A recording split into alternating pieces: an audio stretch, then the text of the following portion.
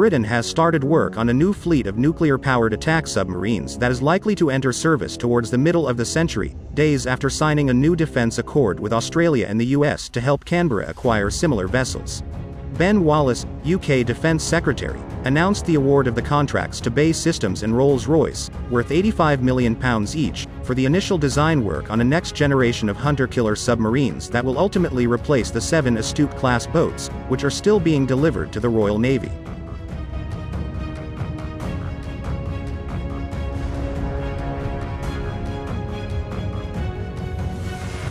The announcement came days after the UK and US signed a pact to work with Australia to help it design and build its own fleet of nuclear-powered attack submarines. It remains unclear what type of design Canberra will choose, but it is likely be based either on the Astute design or the US Navy's equivalent, the Virginia-class.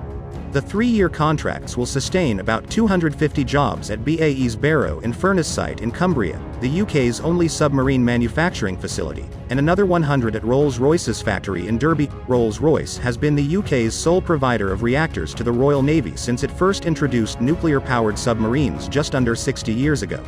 The government said industry involvement in the next-generation design would also include UK defence contractor Babcock International, which maintains the fleet of submarines. Wallace said the multi-million-pound investment would ensure that this vital capability will be ready to replace our Astute-class submarines as they come out of service, whilst supporting high-skilled jobs across the Midlands and northwest of England.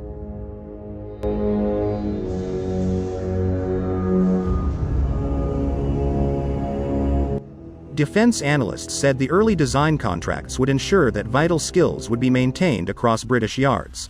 Ian Booth, chief executive of Britain's Submarine Delivery Agency, an arm of the Ministry of Defence, said it was essential that work on the next generation of underwater capability commences as early as possible, adding, "This relies on some of the nation's most experienced defence nuclear experts from the very beginning of the design phase." The government has promised to publish a refresh of the national shipbuilding strategy this autumn in the wake of the UK's new Defence and Security Industrial Strategy, published in March.